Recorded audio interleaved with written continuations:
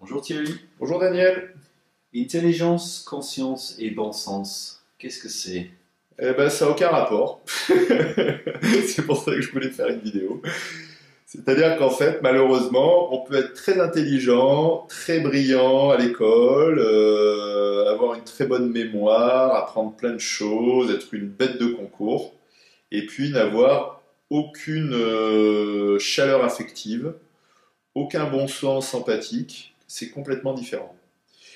Pire, en fait, lorsqu'on s'intéresse à des choses comme la réussite, la compétition, etc., souvent, en fait, on a un profil qui est ce qu'on appelle narcissique, c'est-à-dire qu'en fait, on est dans la rivalité, la jalousie, la compétitivité, et que souvent, en fait, on est coupé de son monde intérieur, on souffre d'un manque intérieur dont on n'a souvent pas conscience, parce qu'en fait, on est dans une logique de grandiosité, de supériorité, de compétitivité, de rivalité.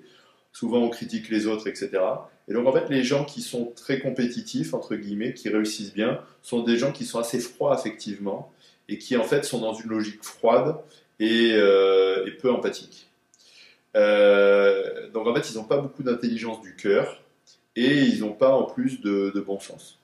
Ils n'ont pas de bon sens parce que souvent, en fait, leur abus est lié souvent à des troubles leur abus de pouvoir, leur abus de confiance, leur méchanceté, leur compétitivité est lié au fait qu'ils ont été eux-mêmes stressés, abusés, etc.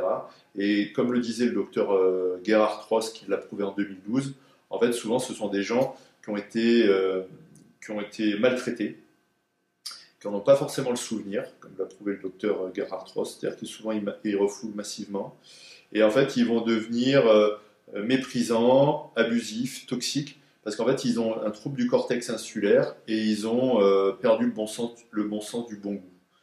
Euh, donc en fait, comme ils n'ont pas de cortex insulaire, ils n'ont pas de bon sens, ils n'ont pas de conscience, et donc ils sont dans quelque chose qui est froid, qui est technique, qui est efficace, mais qui n'est pas humain en fait. Ce qu'on peut voir, j'allais dire, euh, dans la socioculture, comme disait le docteur Henri Labourie, française.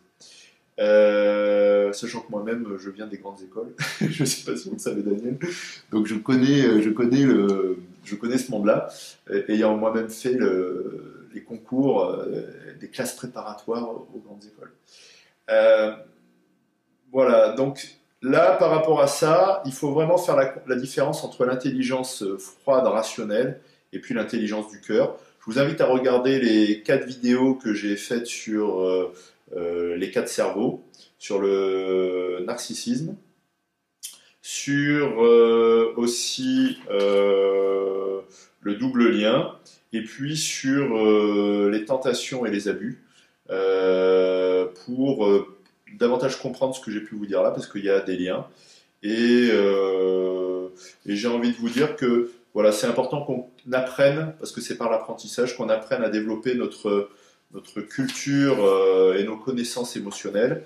Et par rapport à ça, je vous invite à regarder les 42 questions, qui sont des questions de base, questions-réponses de base, pour mieux apprendre les émotions, le stress, et qu'on a rendu disponible pour vous à un petit prix. Je fais de la pub, mais si vous pouvez nous soutenir pour notre projet, ce sera avec plaisir, parce que on a besoin de vous aussi pour réussir dans notre projet. Voilà, Daniel. Merci Thierry.